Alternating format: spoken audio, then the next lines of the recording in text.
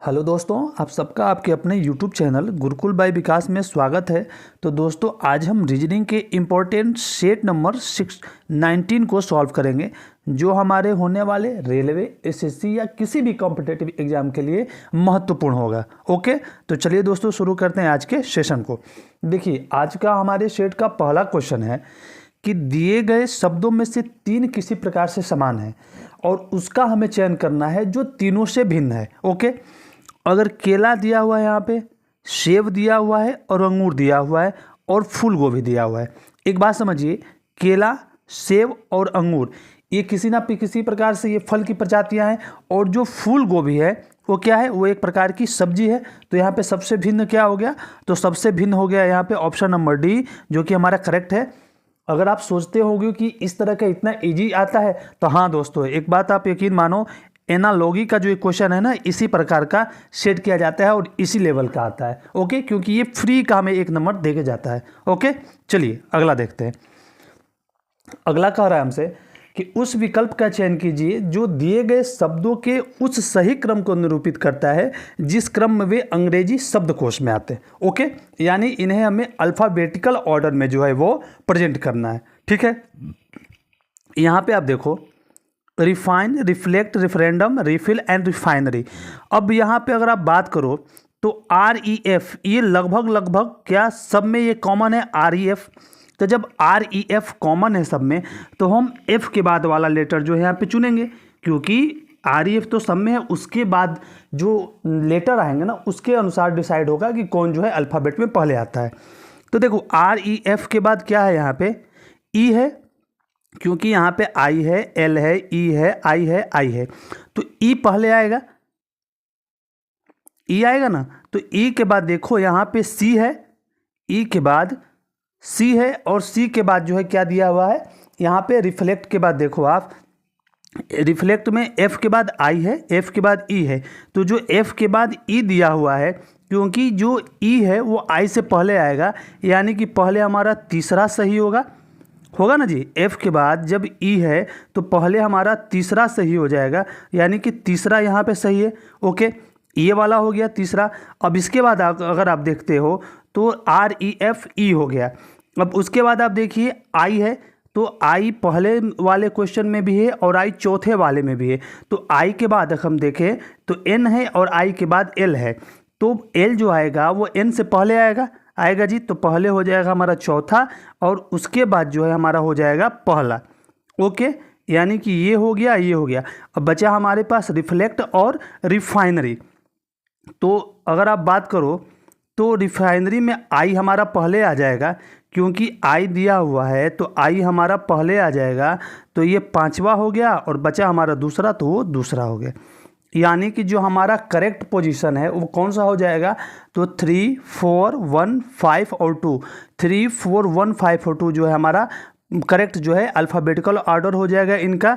यानी कि option number सी हमारा यहाँ से बिल्कुल करेक्ट आंसर है।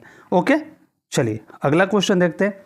अगला कह रहा है कि दो अलग अलग पासे की स्थितियाँ दी हुई हैं, वर्णमाला के P से U तक अक्षर अंकित है, और कह रहा है कि U दर्शाने वाले फलक के विपरीत फलक पर कौन सा अक्षर होगा। यानी कि U के विपरीत फलक पर कौन सा अक्षर होगा, ये हमें यहाँ से फाइंड आउट करना है। देखिए, P है, U है और ये S है। उसी तरह ये P है, ये S है और ये यहाँ पे R दिया हुआ है। हमें किसके विपरीत निकालना है, तो U के विपरीत निकालना है। अगर आप यहाँ से कॉमन की बात करो, देखिए हम इसे सॉल्व कैसे करते हैं। तो जो कॉमन है ना उसे हम यहाँ से हटा देंगे, कट कर देंगे। P यहाँ पे कॉमन है, और देखिए P यहाँ पे भी कॉमन है, तो P कॉमन से कॉमन खत्म हो गया। यहाँ पे S कॉमन है, यहाँ भी S कॉमन है, ये भी खत्म हो गया। अब बचे हमारे U और R। तो U के अपोजिट में क्या हो जाएगा, बचा हुआ R। U और R बच रहे हैं हमसे। U के अपोजिट में जब पूछता है तो U के अपोजिट में हो जाएगा R, या R के अपोजिट में हो जाएगा U। जैसे भी हमसे पूछ ले तो हमारा कौन सा ऑप्शन सही हो जाएगा, तो यानी ऑप्शन नंबर डी यहाँ से बिल्कुल करेक्ट होगा कि U फलक के अपोजिट में कौन सा होगा, तो R होगा। ठीक है दोस्तों, ओके, चलिए नेक्स्ट क्वेश्चन देखते हैं। नेक्स्ट कह रहा है हमसे कि यदि एब्सोल्यूट के प्रत्येक अक्षर को अंग्रेजी वर्णमाला के क्रम में व्यवस्थित किया जाए तो कितने अक्षरों के स्थान जो हैं वो अपरिवर्तित रहने वाले हैं। देखिए A B S O L U T और E। अब देखिए कितनों के स्थान अपरिवर्तित रहेंगे अगर उन्हें हम वर्णमाला के क्रम में सजोते हैं। एक तो रहेगा ही पहले और बी भी रहने वाला है, ठीक है। अब उसके पहले अगर देखें तो ए बी के बाद इसमें क्या आएगा, तो ए बी के बाद ई आएगा, ई के बाद जी एच आई जे के एल हो गया, एल के बाद M N O P Q R S T P Q R S हो जाएगा, उसके बाद टी हो जाएगा और फिर लास्ट में यू हो जाएगा। हो गया ये हमारा, ठीक है। तो अब देखो आप कि कह रहा है कि यहाँ पे कितने जो है जिनके स्थान जो है वो अपरिवर्तित हैं। ओके, तो दोस्तों देखो यहाँ पे ए के स्थान अपरिवर्तित है, उसी प्रकार यहाँ पे जो हमारा दिया हुआ है बी उसी स्थान पे है। एस तो देखो आप, एस के बाद ई है, खत्म, ये नहीं होगा, ये नहीं होगा। हाँ, टी के स्थान अपरिवर्तित है, यानी कि कितने स्थान है जो अपरिवर्तित हैं, यानी कि 3 स्थान ए बी और टी अपरिवर्तित हैं, यानी कि 3, यानी कि ऑप्शन नंबर बी यहाँ से बिल्कुल करेक्ट है। ओके, चलिए नेक्स्ट क्वेश्चन देखते हैं। नेक्स्ट कह रहा है कि उस वेन आरेख का चयन कीजिए जो निम्नलिखित वर्गों के बीच के संबंध को सर्वोत्तम ढंग से हमें दर्शाता है, वैसा हमें यहाँ पे डायग्राम करना है। दिया हुआ है बहनें, माताएं और अध्यापिकाएं। एक बात आप समझो, जो ये अगर बहनें हैं, ये अगर हम मान लेते हैं ये बहनें हैं, ये जब बहनें हैं तो ये कभी ना कभी तो माताएं होंगी ना जी। जो ये बहनें हैं ये कभी ना कभी तो माताएं होंगी, यानी कि जो बहन है वो कभी ना कभी माता होगी, यानी कि बहन और माता ये समय पे होना ही है इनको, यानी कि एक दूसरे में कॉमन होंगी। और जो बहन है या माता है ये तो बहन भी अध्यापिका हो सकती है और माता भी अध्यापिका हो सकती है। जो बहन है वो कभी ना कभी माता बनेंगी। और आप देखते हो कि जो अनमैरिड हैं वो भी पढ़ाती हैं और जो मैरिड हैं जिनके बच्चे हैं वो भी पढ़ाती है, यानी कि बहन और माताओं में भी कॉमन होगी अध्यापिकाएं, यानी कि ये ऐसे डायग्राम बनेगा, बहनें भी पढ़ा सकती हैं और माताएं भी पढ़ा सकती हैं, यानी कि इस प्रकार का डायग्राम हमारे पास बनने वाला है। ये अध्यापिका हो गई। ओके, तो ऐसा डायग्राम किस में है, तो ये देखिए ऐसा है हमारे पास सिस्टर, मदर एंड टीचर, ये वाला किस में है, तो ऑप्शन नंबर सी में है। ये बिल्कुल करेक्ट है। आपने संबंध कैसे बनाना है ये भी देख लिया। चलिए अगला देखते हैं। अगला हमसे पूछ रहा है कि उस सही विकल्प का चयन कीजिए जो निम्नलिखित शब्दों की व्यवस्था को तार्किक और अर्थपूर्ण क्रम में दर्शाता है। ओके जी, तो दोस्तों देखो, अगर आप यहाँ पे देखिए, यहाँ पे उसने पीछे से नीचे से शुरू किया है, सर से ना शुरू करके उसने नीचे से शुरू किया है। कैसे, क्योंकि देखिए सब में दिया हुआ है 5, जितने भी ऑप्शन हैं हमारे पास सब में 5 दिया हुआ है। 5 यानी कि पैर की उंगलियां, जब पैर की उंगलियां होंगी वो हमारे शरीर का सबसे लास्ट हिस्सा होती है, तो सबसे पहले क्या आ जाएगा, पैर की उंगली। ओके, यानी कि ये वाला।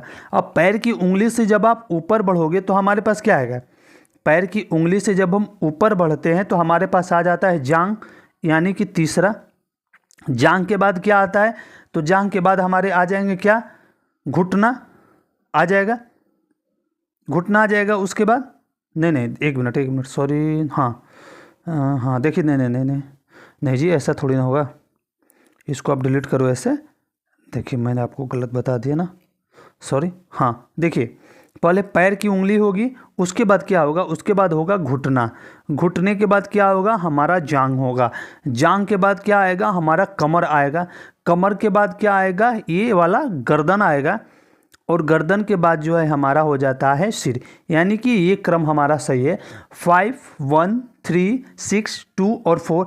ये देखिए ये नीचे से दिया हुआ है, अगर यही ऊपर से पूछता ना तो पहले हमारा 4 हो जाता, यानी कि सिर हो जाता, उसके बाद हमारा गर्दन हो जाता, उसके बाद हमारा कमर हो जाता, उसके बाद हम देखते तो हमारा जांग हो जाता, फिर घुटना हो जाता और फिर पैर की उंगली हो जाती। यानी कि सही क्रम ये है, यानी कि कौन सा ऑप्शन है, 5, 1, 3, 6, 2, 4, ऑप्शन नंबर ए दोस्तों यहाँ से बिल्कुल एकदम करेक्ट है। ओके, चलिए अगला देखते हैं। अगला क्वेश्चन जो हमारा नंबर सीरीज का है और कह रहा है कि प्रश्नवाचक चिन्ह के स्थान पर क्या आएगा। आइए प्यारा सा क्वेश्चन है, इसे हम समझते हैं। 10 59 353 क्वेश्चन मार्क 12 701 76 205 और हमारा क्या है 455 229। ठीक है, चलो इतना में तो हो जाएगा आपका। अब एक बात समझिए आप कि अगर 10 से हमें 59 बनाना है, 10 से जब हम 59 बनाते हैं, 10 से 59 किस आधार पे आप बनाओगे? तो 10 से 59 यानी कि ये 60 के नज़दीक है ना जी। तो 60 के जब नज़दीक है तो 6 से मल्टीप्लाई करो। 6 से हमने मल्टीप्लाई किया तो हम 60 के 5 पहुँच गए। हमें 59 करना है तो हमने -1 कर दिया। ठीक है, ये चीज़ समझ में आए? अच्छा जी, चलिए इसको देखते हैं। अगर हम इसको देखें 59 में 353 यानी कि अगर ये पैटर्न को देखें तो इंटू 6 हुआ है। अगर यहाँ पे हम इंटू 6 करके देख लें, अगर आप देखो यहाँ पे इंटू 6 करके तो 5 में 50 में 6 से किया 354 यानी कि कितना हुआ 354 हो रहा है। 6 से अगर करते हैं तो 354 होता है, -1 किया तो 353 हुआ। यानी कि यहाँ पे दो पैटर्न जब फॉलो हो रहा है तो आइए एक बार हम इसको चेक कर लेते हैं। अगर 353 में आप 6 से करो तो जब 353 में हम 6 से करते हैं तो कितना हो जाएगा 36 18 6 5 30 31 1 और तितरी के 9 और 3 12 यानी कि 1218 आ रहा है। कितना आ रहा है 1218। कैसे हुआ 36 18 6 5 30 1 31 और 36 18 और 3 21। अरे ये 12 थोड़ी नहीं होगा, 21 18 होगा ना। हाँ ये कितना होगा दोस्तों? तो ये होगा 2118। 2118 और एक कम कर देंगे हम, क्योंकि एक माइनस हमें जो करना है ना, हम एक माइनस यहाँ से कर देते हैं तो कितना आ जाता है हमारा 2117। 2117। अगर ऑप्शन की आप बात करो तो देखो 2117 है। हाँ जी बिल्कुल, ऑप्शन नंबर पहले पे ये 2117 यहाँ से बिल्कुल करेक्ट है। अगर आपको आगे चेक करना है ना तो एक आप ऐसे काम कर सकते हैं।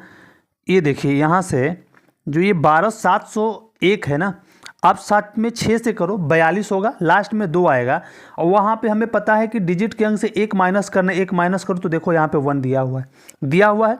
यहाँ पे 6 से अगर आप फिर 1 में 6 से अगर मल्टीप्लाई करो तो 6 होगा और 6 से 1 माइनस करो तो देखो यहाँ पे 5 दिया। यानी कि जो ये पैटर्न है ना बिल्कुल फॉलो करना है इसे।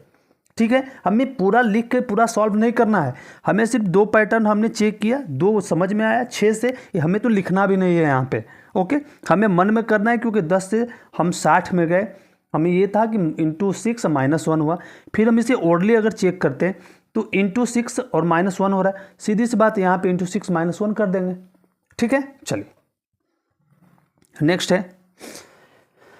नेक्स्ट कह रहा है कि जिस प्रकार पोर्टल को RQTVCL लिखा जाता है, क्विट को SWKGV लिखा जाता है, उसी कुट भाषा में सिंपल को हम कैसे लिखते हैं? तो पहले तो हमें पैटर्न पता करना पड़ेगा ना कि ये पैटर्न है क्या पोर्टल का और कैसे लिखा गया है।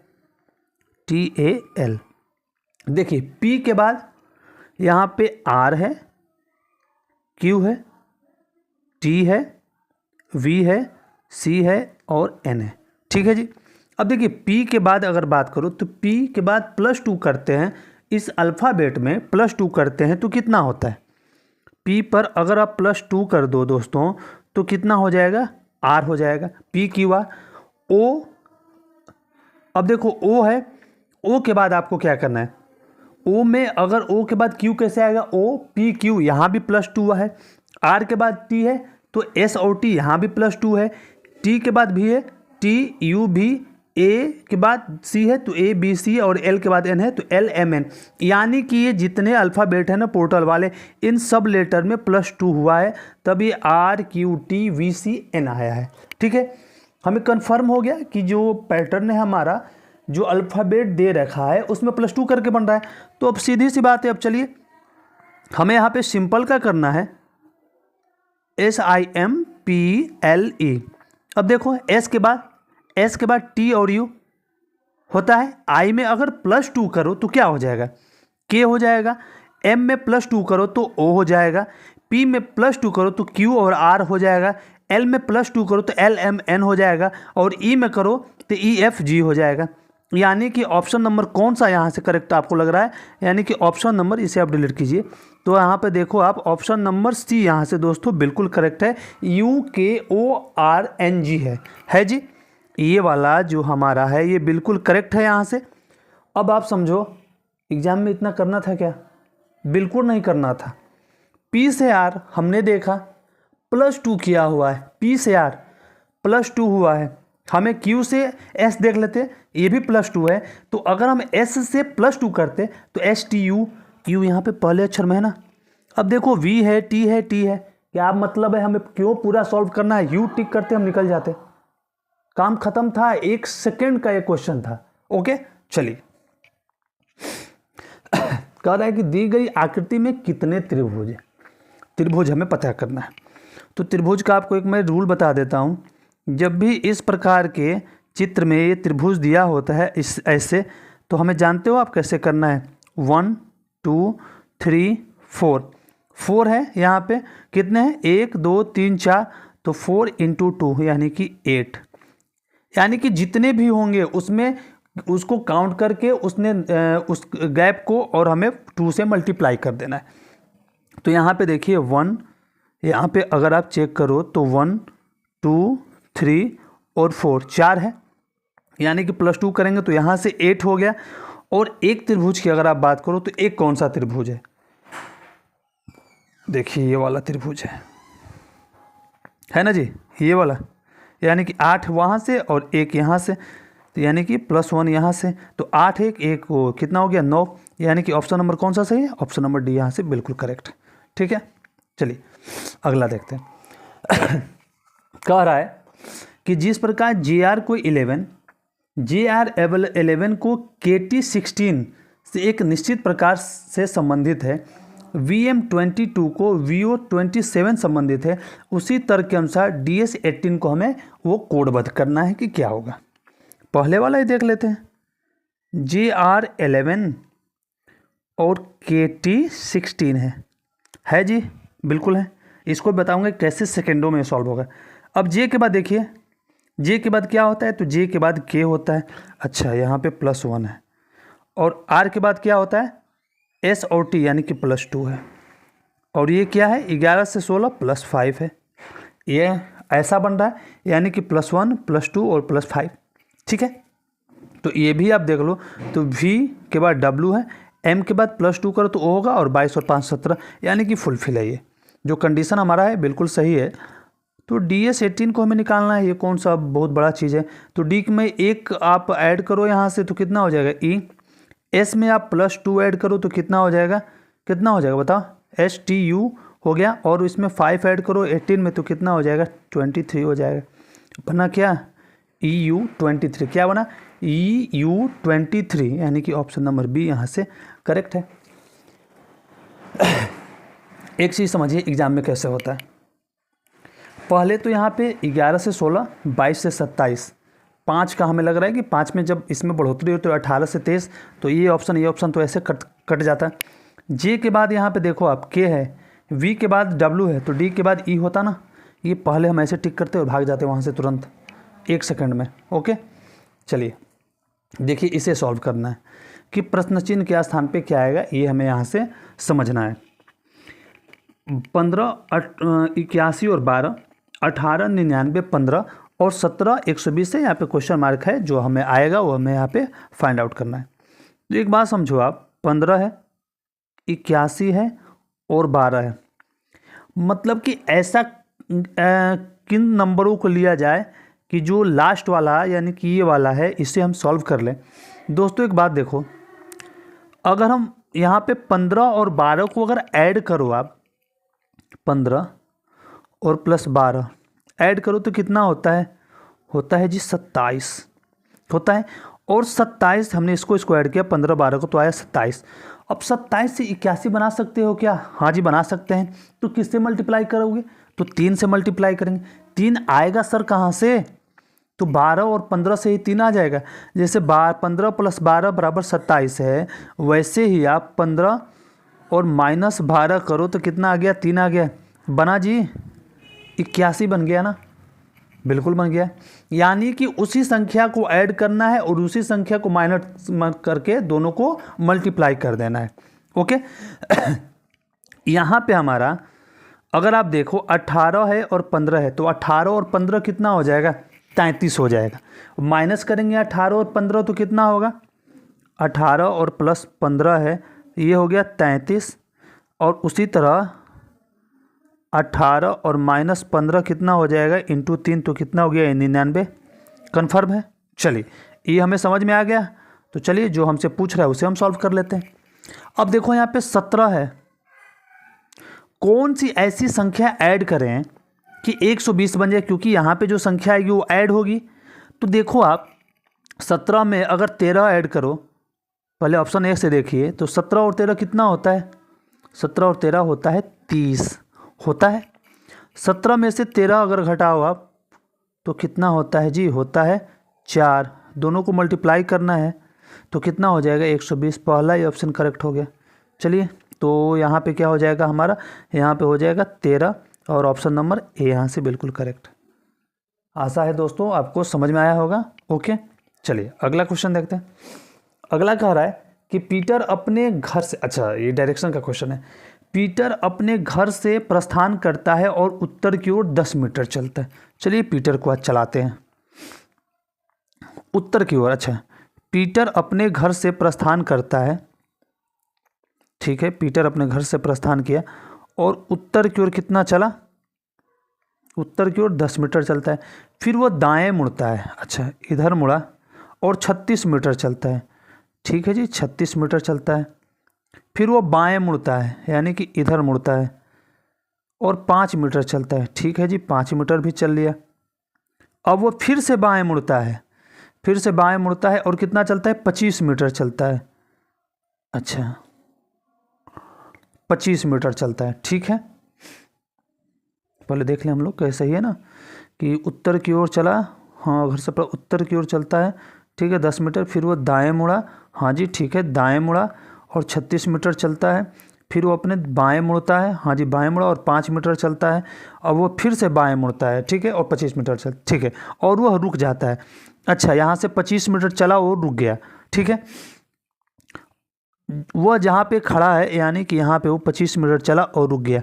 यानी कि दोस्तों एक और देखिए, ये टोटल ये जो है ना ये 25 मीटर चला, जबकि ये से यहाँ तक वाली जो ये दूरी है ना ये 36 की है। यानी उसके पास अभी भी ये वाली जो गैप बचा है ना हरा वाला, ये देखिए यहाँ से यहाँ तक ये 11 मीटर का गैप अभी बचा हुआ है, ठीक है। ये क्यों कह रहा हूँ बाद में समझ में आएगा। अच्छा वो रुक जाता है, जहाँ वो खड़ा है वहाँ से ठीक 15 मीटर दक्षिण में एक खंभा स्थित है। अच्छा जहाँ वो खड़ा है वहाँ से 15 मीटर दक्षिण में, तो 5 मीटर ये और 10 मीटर ये, यानी कि पूरा नीचे तक यहाँ पे आएगा, ये लास्ट आएगा यहाँ पे। ये 15 मीटर का ये वाला खंभा स्थित है, क्योंकि 5 ये हुआ और 10 ये हुआ, यानी कि टोटल 15 मीटर का खंभा स्थित है। अब कह रहे हैं कि उसका घर उस खंभे से कितनी दूर और किस दिशा में है। अच्छा इस खंभे से जो ये खंभा है ये वाला जो ये पोल है उससे उसका घर किस दिशा में है, यानी कि यहाँ से यहाँ की जो दूरी है ये दूरी पूछ रहा है हमें, ये कितनी है। देखिए 25 चला था और ये जो दूरी है हमारी ये वाली दूरी थी 36, उसने चला था 25 तो बचा हरा वाला 11, तो 11 यहाँ की दूरी हो गई।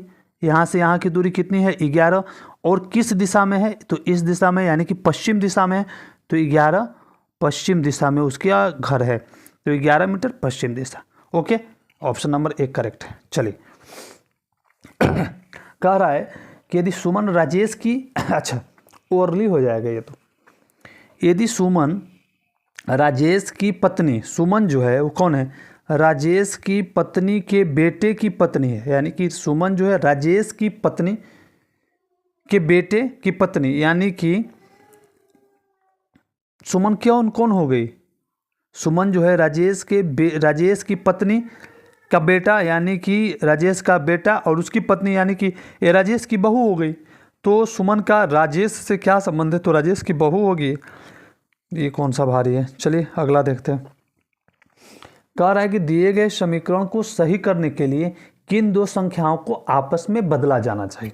ओके ठीक है, किन दो संख्याओं को, देखिए एक चीज़ समझो दोस्तों कि अगर इस प्रकार के कोई भी क्वेश्चन आएंगे ना तो आप या तो पहले ऑप्शन नंबर बी या तो ऑप्शन नंबर सी, पहले आप ये चेक करना, उसके बाद क्वेश्चन आप सॉल्व कीजिएगा, इन्हीं दोनों से चेक करके सॉल्व शुरू करना कीजिएगा। ओके चलिए, तो 7, हम ऑप्शन नंबर जो है पहले सी चेक कर लेते हैं। तो 7 सी में 5 और 3 को बदलना है, तो 7 × 5 - 98 भगे 14 + 3 = 31। ये आप विश्वास मानो 90% क्वेश्चन में ये सॉल्व होगा। मैं ऐसे ना कह रहा हूँ कि आप बी और सी करना, ये बहुत सारे क्वेश्चन ऐसे हल करना और उसके बाद 100 आप 50 क्वेश्चन हल करो, उसके बाद आप हमसे बताना कि बी और सी लग रहा है कि नहीं। 35 हो गया यहाँ से 7 × 5, और ये देखो 14 × 7 = 98 हो गया, और +3 हो गया बराबर 31 है। ये कितना हो गया, तो ये हो गया हमारा यहाँ पे 35 हो जाएगा, यहाँ पे हो जाएगा -4, तो हो जाएगा 31, यानी कि बिल्कुल सही है ये, यानी कि ये ठीक है, option number C correct. Next कह रहा है कि दिए गए आरेख में कितनी लाल कारें हैं। अच्छा जी, ये काली कारें हैं, ये नीली कारें हैं और ये लाल कारें हैं, तो कितनी लाल कारें हैं। सिर्फ जब लाल कह रहा है यानी कि देखो आप, ये वाला जो एरिया है ना, ये जो हमारा वर्ग बन रहा है, ये वर्ग वाला एरिया ये लाल कारों का हिस्सा है। और लाल कारें कितनी हैं पूछ रहा है हमसे कि दिए गए आरेखों में कितनी लाल कारें हैं। तो लाल कारों की अगर आप बात करो तो यहाँ पे अगर आप लाल कारों की देखो तो 5 + 6 + 14 और +8, तो 14 और 6 20 और 8 28 और 5 33, यानी कि टोटल 33 लाल कारें हैं। ऑप्शन नंबर डी करेक्ट है।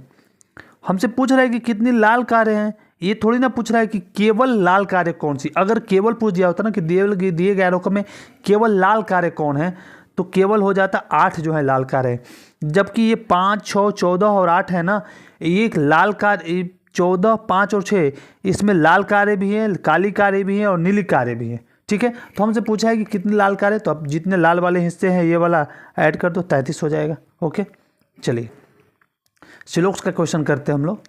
सभी पक्षी गाय हैं, जितने भी पक्षियां हैं वो क्या हैं, सभी पक्षियां जो हैं वो क्या हैं, वो हमारी गौ माता हैं।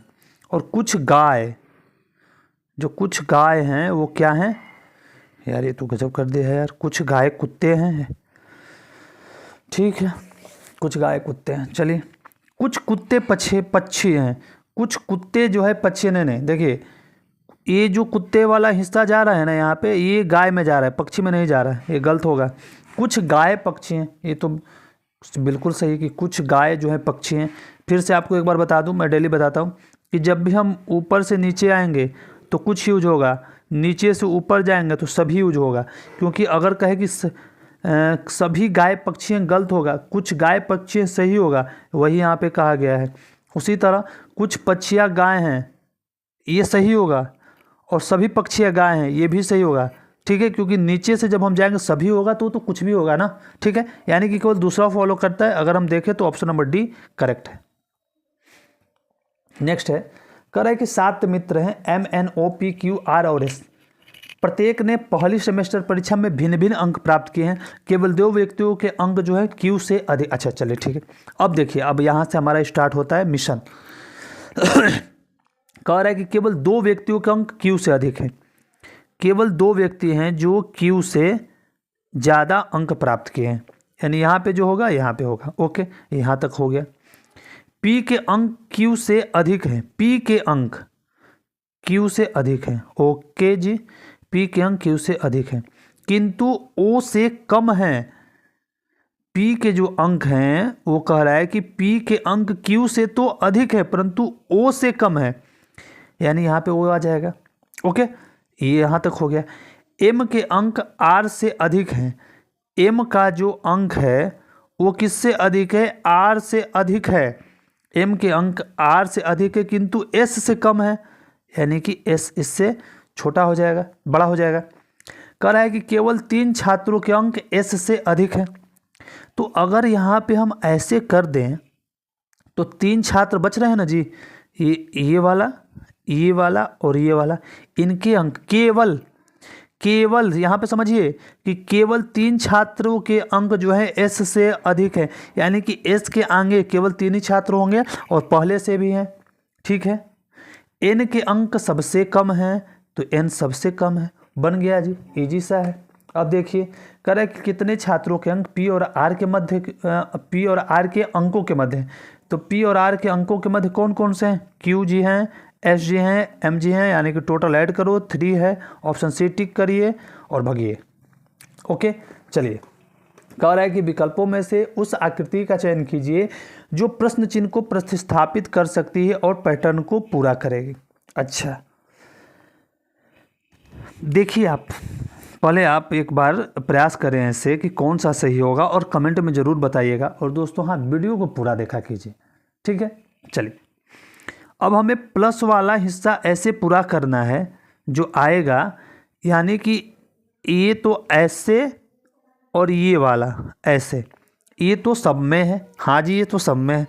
हमारे पास किस में, देखिए ये वाला तो होगा, हमें जो है ना, ये जो है यहाँ पे जो ऐसे ऐसे है ना, वहाँ हमें ऐसे ऐसे चाहिए, यहाँ पे जो नीचे हो रहा है हमें ऐसे ऐसे चाहिए। तो देखो आप, ये तो नहीं होगा, चलो मैं फिगर से यहाँ से डिलीट कर देता हूँ, आपको दिक्कत होगा समझने में। आप अगर इसमें से बात करो तो देखिए ये वाला तो नहीं होना है किसी भी कीमत पे, क्योंकि ऐसा तो है नहीं। जो ये ऐसे पैटर्न दिया है ये भी ना होना है। ए और सी से आप बताओ, ए और सी में अगर आप बात करो ना तो आप देखिए तो ये हाँ सी होगा दोस्तों, यहाँ से सी बिल्कुल करेक्ट होगा। आप ध्यान से समझिएगा और इसको आप खुद ट्राई करिए, समझ में आएगा क्यों। क्योंकि देखिए जो ये ऐसे बनाया है और ये ऐसे बनाया है, नीचे ये ऐसे है, ये ऐसे है ना, तो देखिए ये यहीं पे है, ये वाला थोड़ी ना ऐसे, इतना थोड़ी ना है, ठीक है। ओके, ये मैं हटा देता हूँ, आप ध्यान से मिला लीजिएगा। ओके, तो कौन सा सही होगा, सी वाला सही होगा। ओके, सी वाला बिल्कुल करेक्ट होगा, ठीक है ना। चलिए हो गया ये, हाँ चलिए अगला क्वेश्चन देखते हैं। अगला क्वेश्चन है हमारा कि एक प्रतिबिंब है एम और एन, हमें पता करना है कि उसके अपोजिट जो प्रतिबिंब रखा गया है, तो ये जो हमारा दर्पण है और ये जो वस्तु है प्रतिबिंब रखने के बाद कैसी होगी। तो सीधी सी बात है, जब प्रतिबिंब ऐसी रखी गई है तो जो ये वाला हिस्सा है अब ऐसे हो जाएगा। जो तीर का मुंह ऐसे है, तीर जो ऐसे है वो तीर ऐसे हो जाएगा, और जो डी है ना, जो डी ऐसे है वो डी अब ऐसे हो जाएगा बस। और गोला तो जो है वो तो वैसे रहेगा ही, गोला भी होगा तो वैसे रहेगा। अब देखो ऐसा कहाँ पे है, ऐसा आप देखिए किधर है, ऐसे वाला, हाँ तीर ठीक है, ऐसे तीर होगा ऐसे वाला। तो अब देखो है कहीं, ये ना है, ये ना है, ये भी ना है, ये वाला बिल्कुल करेक्ट है ये।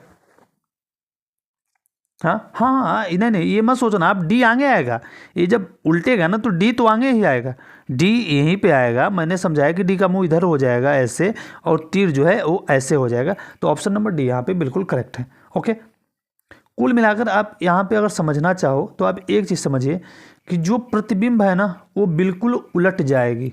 तो उल्टेगी तो ये जो ऐसे करके बनाया है और जो डी बनाया है ये उलट जाएगा।